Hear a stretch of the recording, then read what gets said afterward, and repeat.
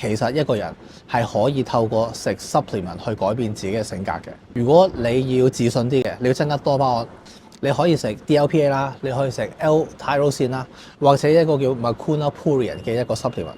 如果你想增加你嘅表達力嘅，要增加 acetylcholine、alpha GPC、CDP-choline。如果你想做嘢穩陣啲，你可以食一啲 GABA。你要同朋友同異性相睇啊、傾偈啊、社交，你可以食 serotonin。你唔好就咁睇咗段片走去買啲嘢，因為睇完我段片之後，有一啲同學佢走去買藥嘅時候咧，俾人呃。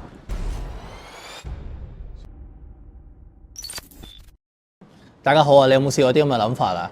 如果我可以自信啲就好啦，如果我口才好啲就好啦，如果我做嘢穩陣啲就好啦，如果我同人溝通嘅能力好啲就好啦。即係話，如果我性格可以改咧就好啦。如果我話俾你聽係可以嘅，喺一段短時間入邊，你係可以透過 supplement 去改變你嘅性格嘅，你會唔會有興趣咧？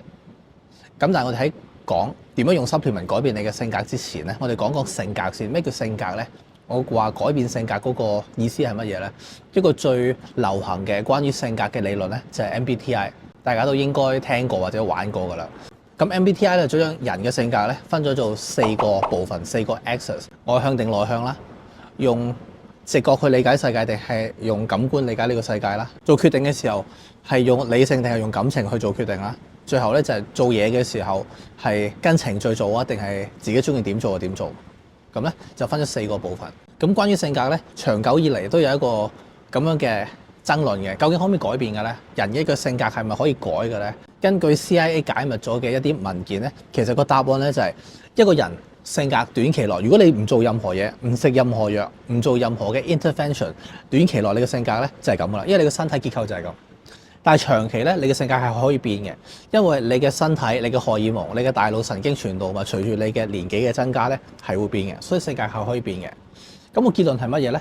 其實你嘅性格咧係靠你嘅神經傳導物去決定嘅。喺2000年前後有本書叫做《The Edge Effect》，入邊咧嗰個作者叫 Braverman， 佢成本書嘅結論咧就係你嘅性格完全係取決於神經傳導物嗰個平衡。如果你某樣嘢多啲咧，你個性格咧就會向嗰邊走一啲。咁佢嗰個講法係咩咧？最簡單嚟講咧就係，如果你嘅多巴胺多啲，你個人咧就會 alpha 啲自信啲，你 MBTI 嗰度咧就會 extrovert 外向一啲。如果你嘅 choline 多啲嘅，即係第二個神經傳導物 acetylcholine， 如果係多啲嘅，你個人理解世界嘅時候咧係會用直覺多啲嘅，因為你嗰個能力係靠 choline。多啲 choline 就能夠多啲用直覺去理解呢個世界，你嘅表達力會好啲。如果少啲嘅，你就用感官數白欖咁去了解世界。你有冇試過見過一啲人講嘢佢係好流水帳咁樣㗎？話俾你聽嗱，咁啊發生呢啲咁樣嘅嘢，數落去嘅，好悶嘅講嘢。咁嗰啲人咧就係唔夠 choline。第3個神經傳導物咧叫 GABA。如果你個 GABA 多啲咧，你做嘢係會跟程序多啲嘅，你個人係會穩陣啲嘅。如果你冇 GABA 咧，你係控制唔住自己 off script 嘅，你會唔跟程序，你會自己做自己嘢，你會創新，你會摸着石頭過河。仲有一個叫 serotonin， 如果你 serotonin 高嘅咧，你個人係感性好多嘅，你人同人之間嗰個溝通、嗰個共情、嗰個 empathy 咧係高啲嘅，所以你做決定嘅時候咧，會用感情去做決定多啲嘅 feeling。如果唔夠 serotonin 咧，你個人咧會用利益計算啦，用邏輯計算啦。冷酷啲嘅，因為你 serotonin 缺少咗。講到呢度咧，其實你都應該知道我想講咩㗎啦。其實一個人係可以透過食 supplement 去改變自己嘅性格嘅，因為神經傳導物決定你嘅性格啊嘛。如果我增加一方面嘅神經傳導物，我可以將我性格拉去嗰邊咯，係咪？所以嗱，結論好簡單。如果你要自信啲嘅，你要增加多巴胺，咁你要食啲乜嘢咧？你可以食 DLPA 啦，你可以食 L-tyrosine 啦，或者一個叫 Mucuna pruriens 嘅一個 supplement， 可以增加你嘅多巴胺嘅。你會外向啲，你會自信啲，你會 alpha 啲。如果你想增加你嘅表達力嘅，如果你想講嘢咧係人哋容易理解啲嘅，你要增加 acetylcholine。咁 choline 咧最好嘅 source 有2隻，第一隻叫做 alpha GPC， 第二隻咧叫 CT-choline 或者叫 CDP-choline， 任你啦，呢2隻都 OK 嘅。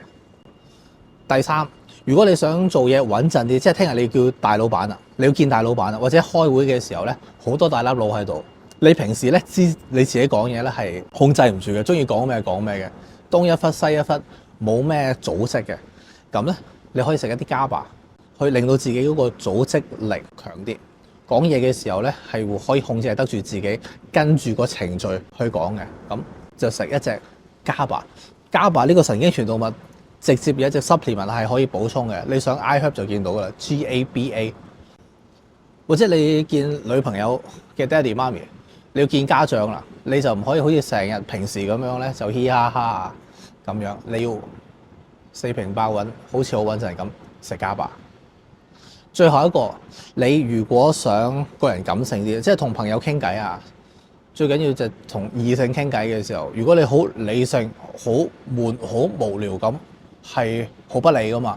咁所以如果你要同朋友、同異性相睇啊、傾偈啊、社交，如果你想令到自己個人感性一啲，你成日俾人話你太冷酷嘅，你可以食 serotonin。咁 serotonin 喺邊度嚟嘅咧？有好多地方嘅，咁咧最好嗰兩個地方咧就叫 tryptophan 同埋 5-HTP。你食完之後咧，個人係好 chill 嘅，你同人嗰個共情嘅能力會強咗好多，或者用 NLP 嘅 terms 咧，你嘅 rapport 會強咗。你唔需要特登去做啲乜去 build 個 rapport，人同人之間嗰個聯繫咧會強咗嘅。咁嗱，呢個就係好簡單，透過 supplement 去控制自己嘅神經傳導物平衡，去控制自己嘅性格嘅一個最簡單嘅入門。你增加某樣嘢可以增加某一方面，但係如果我想減少咧，如果我唔想咁自信咧，我嚇親人咧，咁點啊？調翻轉點樣食咧？嗱，我喺呢段片入邊講唔晒嘅。咁我想你做兩樣嘢，第一樣嘢咧就係撳下邊個掣，有一個 link，你係可以做一個 test 嘅，叫 Braverman test。你睇下自己係邊一個性格強一啲先。即係你係多巴胺 dominant 啦，定係 choline dominant 啦，定係 serotonin dominant，定係 GABA dominant？你個性格喺邊一度先？你知道自己喺邊一度先可以喐噶嘛？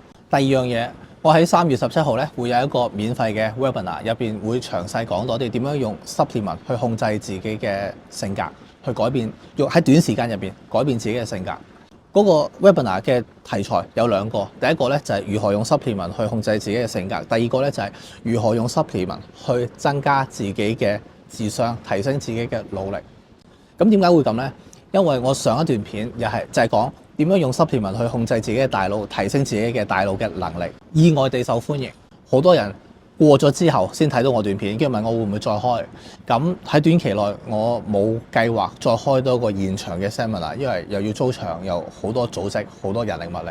咁但係我可以幫你做啲咩咧？3月17號我哋做一個 webinar 個零鐘嘅，當然冇咁好啦，當然冇咁長啦。但係喺入邊咧，我會簡單再詳細少少講入邊啲細節，例如嗰啲 supplement 嘅 dosage 啊。嗰啲 nootropics 嘅配搭啦，嗱，因為好緊要嘅，我想你嚟，我想你聽，你唔好就咁睇咗段片就去買啲嘢，因為睇完我段片之後，有一啲同學佢走去買藥嘅時候咧，俾人呃，即係我建議過一隻叫做腦腔素嘅，叫 Piracetam， 咁啊冇貨，但係嗰個藥房嘅老闆咧就呃咗佢買咗一隻移位子宮膜移位嘅藥，差唔多名嘅，咁佢訂咗，嗱，所以我要補翻一個 webinar 俾你。好清楚咁話俾你聽個細節，你要咩 purpose 就食啲乜嘢，個名係乜嘢，個 dosage 係幾多。咁我喺嗰個 webinar 入邊咧，都會再分享多啲工具去俾你做翻一個100% 嘅你自己，甚至更多。咁嗱，講到呢度，撳下邊個掣 register 個 webinar，聽落好似好離譜咁樣，但係我有能力、有意願去改變你嘅人生。拜拜。